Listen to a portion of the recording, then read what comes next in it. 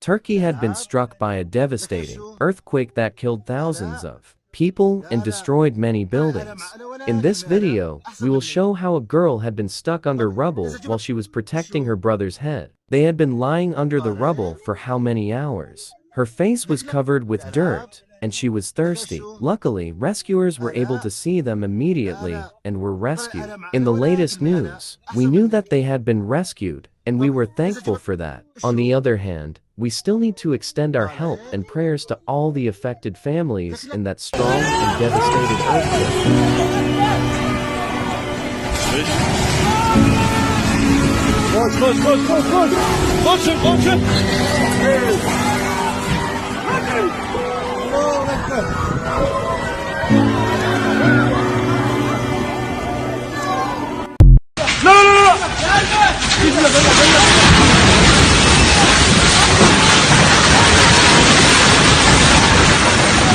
There were countries that had already extended their help to Turkey, and only a few were helping Syria. Thank you so much for watching, and please do not forget to pray to all the people who were affected by the earthquake.